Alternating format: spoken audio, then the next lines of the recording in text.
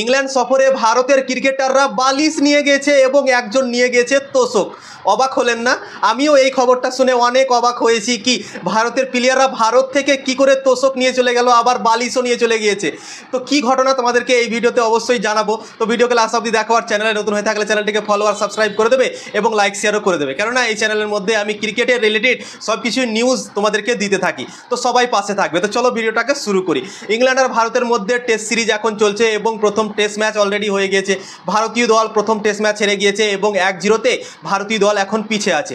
দ্বিতীয় ম্যাচ শুরু হবে 2 জুলাই থেকে 6 জুলাই পর্যন্ত চলবে এবং এই ম্যাচটা ভারতের জন্য খুবই ইম্পর্টেন্ট। এই ম্যাচটা খেলা হবে বার্মিংহামের এজবেস্টনের মাঠে এবং এই মাঠে ভারতীয় দলের রেকর্ড খুবই খারাপ আছে।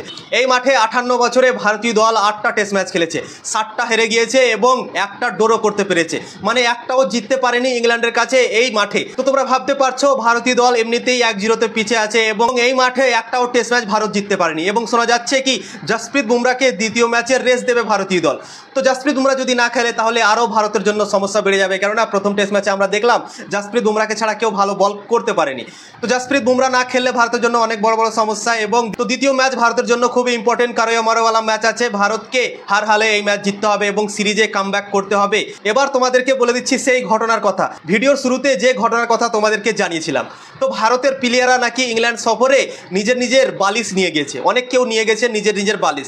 ভারতীয় দল যে হোটেলগুলোতে থাকছে ইংল্যান্ডের, সেই হোটেলগুলোর বালিশ নাকি পছন্দ হচ্ছে না ভারতীয় প্লেয়ারদের, কমফর্টেবল মনে হচ্ছে না তাদের। তাই জন্যই ভারত থেকে তারা নিজের বালিশ নিয়ে গেছে ইংল্যান্ডে এবং সেখানে গিয়ে ব্যবহার করছে।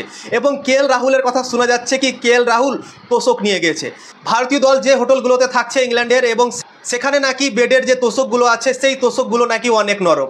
তো কেএল রাহুল নাকি কমফর্টেবল হতে পারছে না এবং ইংল্যান্ডে এখন অনেকগুলো ঠান্ডা পড়েছে, তো অনেক ঠান্ডা সেখানে তোমরা ম্যাচ চলাকালীন দেখতে পাবে সব সোয়েটার পরে ক্রিকেট খেলছিল। তো তাই জন্যই কেএল রাহুল ভারত থেকে তোশক নিয়ে গেছে সেখানে এবং সেখানে বেডে পারছে দিয়ে তারা ঘুমাচ্ছে। তো বেডের তোশক নাকি নরম, তাই জন্যই কেএল রাহুল ভারত থেকে তোশক নিয়ে গেছে ইংল্যান্ডে এবং সেখানে সে ব্যবহার করছে। তো অবাক করার মতো কাণ্ড ভাই। আমি সত্যি এই ঘটনাটা শুনে অনেক মনে মনে হেসেছিও, আবার চমকেও গিয়েছি কি এটা কি ভাই।